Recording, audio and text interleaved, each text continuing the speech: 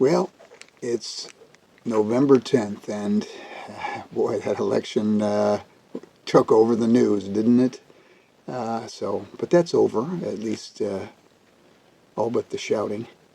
And now we are looking at beautiful weather. Look at that. It's sunny, 78 degrees Fahrenheit here in southeast Michigan, and man, it's beautiful outside. A fall day with leaves, a few left on the trees, most of them down on the ground, and man, a big contrast to last year.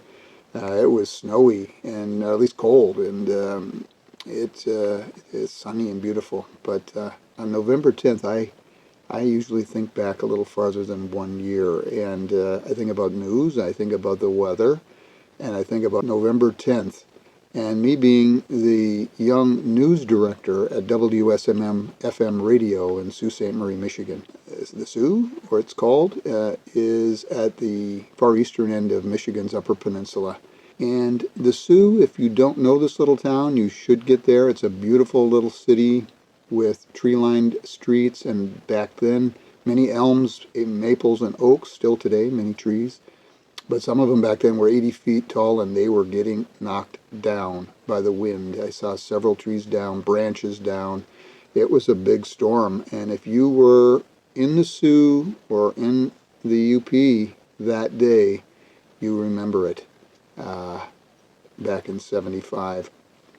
At that point, I worked the evening shift, and I got there around 5:30 in the afternoon, in time to prepare for my 6 p.m. newscast. Now, the Weather Service at that point was reporting a massive winter storm out on the lakes, and they were talking about wind gusts of 50 knots and maybe up to 100 on the gusts, and waves being reported as high as 25 feet. And what I didn't know, though, as I arrived at work that day, was there were a number of lake freighters out on Lake Superior. The first, Arthur M. Anderson. This is a lake freighter operated by U.S. Steel under the command of Bernie Cooper.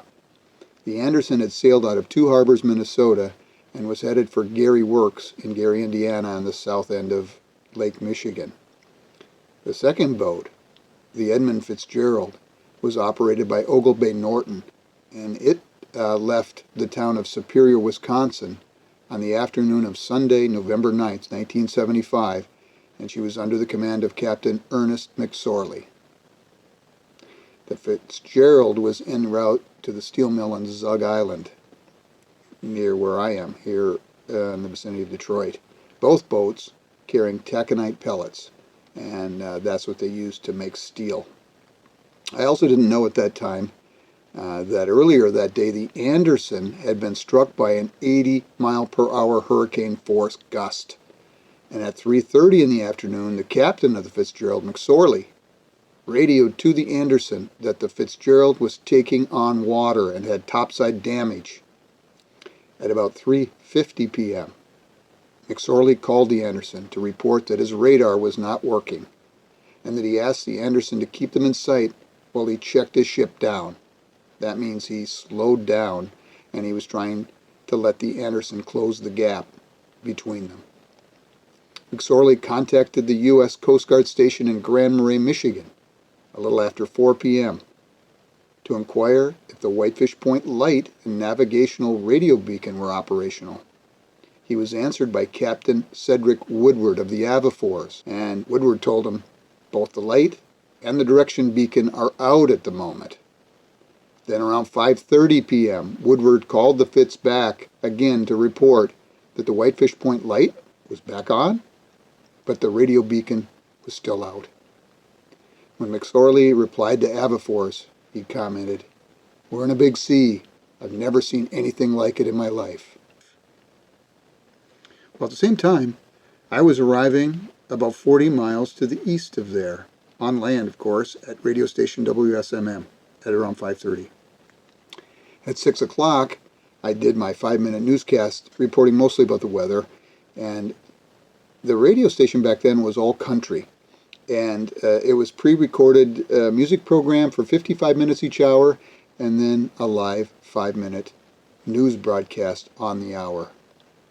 Now, mostly my job was to edit the UPI Newswire And then I'd write up local stories from interviews I did at the police station or at school board meetings and the like. As the stories about the storm came over the wire, I was wondering what's going on out on the lakes. Now, shortly after my 7 p.m. newscast, I decided to call Coast Guard Base Sioux. I rang their phone, asked for the officer of the watch. Simply asked him, "What's happening out on the lakes?" His reply, "Well, we haven't heard from the Fitzgerald in about 15 minutes. I said, "What do you think happened?" "Don't know." "Anyone else out there?" "Yes, we're talking to the captain of the Arthur M. Anderson." "What's he saying?" "He has been following the Fitzgerald." "Where are they?" "Out in Lake Superior, west of Whitefish Bay."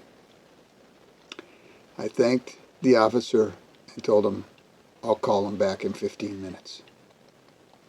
So I sat back listening to country music and wrote the story for my 8 p.m. news that night.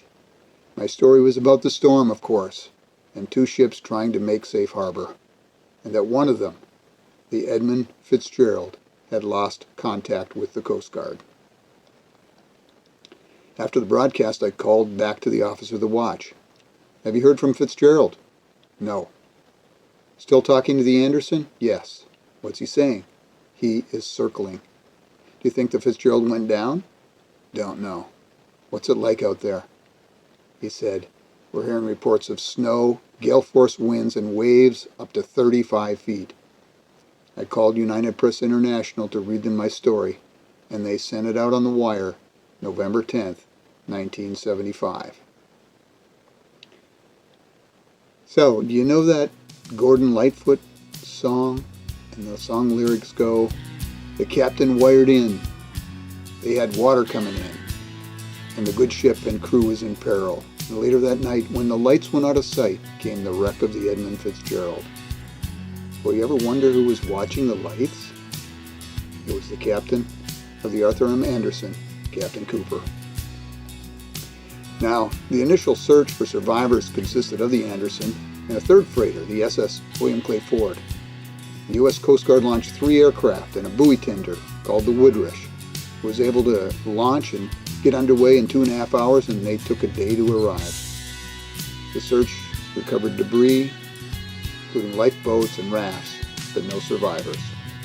The song says, "In a musty old hall in Detroit they prayed, in the maritime sailors' cathedral. The church bell chimed till it rang 29 times for each man on the Edmund Fitzgerald. The legend lives on from the Chippewa on down, of the big lake they call Gitchagumi. Superior, they said, never gives up her dead when the gales of November come early."